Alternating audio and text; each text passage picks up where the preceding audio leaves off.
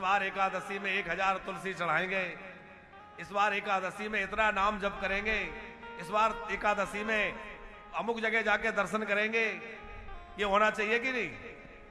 हम लोग क्या तैयारी करते हैं, एकादशी आ रही है भैया, कूटू का आटा पीस के रख लो, पापड़ सुखा के रख लो, ये मंगा के रख लो, ये तैयारी करते हैं। अच्छा, उपवास का मतलब क्या होता है? सभी लोग जानते होंगे उपवास का मतलब क्या। उपमाने होता है समीप, वास करने का मतलब होता है रहना। उपवास का मतलब है भगवान के समीप में जाके रहना, भगवान के नजदीक पहुंच जाना। जिस दिन हमारा व्रत हो, जिस दिन हमारा उपवास हो, उस दिन हम भगवान के नजदीक रहे। हर चीज में हमें याद रहे कि आज तो हमारा व्रत है, तो हम हर समय भगवान को याद करते रहे।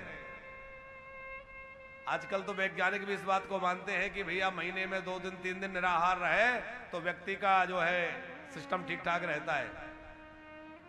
तो व्रत करना हमारे सेहत के लिए भी अच्छा है, शरीर के लिए भी अच्छा है, लेकिन केवल भूखा रहने से बात नहीं बनेगी। बात यह है कि शरीर को भूखा रख करके हम अपने मन को, इंद्रियों को, बुद्धि को भगवान में लगाएं और भगवान के समीप में रहें, तब तो हमारा व्रत सार्थक है। और वरना हम पूरे दिन फलाहार की व्यवस्था में और इधर उधर लगे रहे तो फिर काहे का व्रत है? तो फलाहार करके कथा सुने। अच्छा, फलों के आहार से भी काम ना चले तो एक समय भोजन करें। एक समय भोजन से भी काम ना चले, महाराज जी दवाई लेनी पड़ती है, डायबिटीज है, ये है, तो कोई बात नहीं, दोनों समय भोजन करें, लेकिन कथा सुने। ऐसा व्रत भी किस काम का कि खूब व्रत करके कथा सुन रहे हैं और परिणाम ये हुआ कि 4 दिन पूरे नहीं हो पाए, नंदो सब भी नहीं आया और हॉस्पिटल में पहुंच के बोतल लग रही है, तो वो भी गड़बड़ है। शरीर कितना हमारा सहन कर सकता है, शरीर की स्थिति क्या है, उसके अनुसार व्रत अथवा नियम लें। ज्यादा नियम नहीं करना चाहिए, नियम उतना ही लो जिससे हमारा निर्वाह हो जाए। हाँ, ज्यादा किसी को देख के कठिन नियम ले लो और फिर बीमार पड़ जाओ तो भी दिक्कत। महत्वपूर्ण यह है कि भगवान में मन लगे। ऐसा नहीं कि इतना अधिक प्रसाद ग्रहण करके बैठ जाएं कि बढ़िया सोफे पे कुर्सी पे बैठ गए, कूलर की ठंडी ठंडी हवा लग रही है, महाराज जी लोरी गा रहे हैं और हम चले गए समाधि में है? हाँ। अच्छा, कथा में नींद खूब आती है। कथा में नींद क्यों आती है? एक तो हमने बचपन में एक कथा सुनी थी, वो कहीं पढ़ने तो नहीं मिली पर लोगों से सुनी है, कहीं होगी, कि कुंभकर्ण की पत्नी का नाम है निद्रा देवी। जब राम जी ने कुंभकर्ण को मार दिया, निद्रा देवी राम जी के पास आई, आपने मेरे पति को मारा है तो मैं भी आपसे बदला लूंगी। राम जी बोले, बदला क्या लोगी? बोले, तुम्हारी कीर्तन कथा जहां होगी, जहां जहां तुम्हारी कथा होगी, वहां जाके भक्तों के ऊपर बैठ जाऊंगी और भक्तों को निद्रा में डुबा दोगे। व्यास जी कथा कहते रहेंगे और श्रोता जो है नींद में झूमते रहेंगे। राम जी बोले, ठीक है, तो हम भी ऐसा कर देंगे कि बीच बीच में जो है थोड़ा कीर्तन हो जाए, ताली बज जाए, तो निद्रा आ भी रही हो तो भाग जाए। इसलिए बीच बीच में कहते हैं कि श्रीनाथ जी की जय हो, गिरिराज जी की जय हो, तो जय बोलेंगे तो नींद भाग जाएगी। तो एक तो इसलिए भी निद्रा आती है कि वो कुंभकर्ण की पत्नी है निद्रा देवी, और दूसरा एक कारण ये है कि कथा में मन शांत हो जाता है। निद्रा तब आती है जब मन शांत होता है।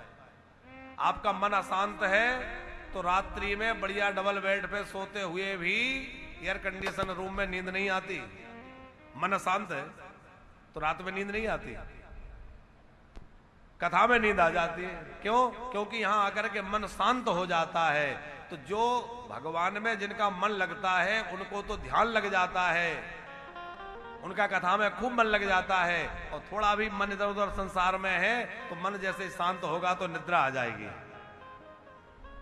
तो इसलिए कहा जाता है कि थोड़ा हल्का भोजन लें। भोजन का कोई निषेध नहीं है, भोजन से कोई परहेज नहीं है, लेकिन ज्यादा भोजन करने से निद्रा ना आए, आलस्य ना आए, इसलिए कहा है कि हल्का भोजन करके कथा में बैठे।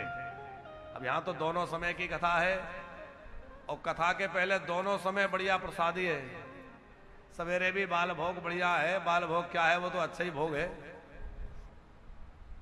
अच्छा, हमारे यहाँ आप लोगों के राजस्थान में कहते हैं कि नहीं, हमारे इधर सवेरे का जो नाश्ता ब्रेकफास्ट होता है उसको कलेवा बोलते हैं, कलेवा। और दोपहर का भोजन भोजन। तो भोजन और कलेवा में क्या अंतर है? बोले जो थोड़ा खाया जाए स्वल्प मात्रा में, पेट भर के ना खाया जाए, वो तो नाश्ता है। और पेट भर के खाया जाए तो नाश्ता क्या है, वो तो भोजन है। तो सवेरे सवेरे करिए, लेकिन उतना करिए कि कथा में खूब मन लगे। और उसके बाद 4 बजे से फिर कथा होनी है, तो उस समय भी हल्का प्रसाद लेके बैठे ताकि निद्रा ना आए। तो भोजन आदि का जो नियम है उसमें तो जितना निर्वाह हो करें, पर कथा सुनने वाले को कुछ नियम अवश्य ध्यान रखना चाहिए। क्या? जब तक 7 दिन कथा का व्रत ले रखा है, किसी पे क्रोध ना करे, किसी की बुराई ना करे, झगड़ा ना करे, किसी की निंदा ना करे, ना सुने।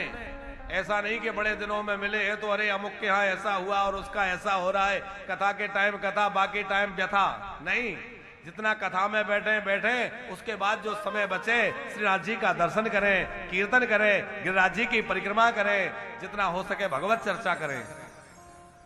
अपना समय भगवान की चर्चा में बिताएं, भगवान के स्मरण में बिताएं।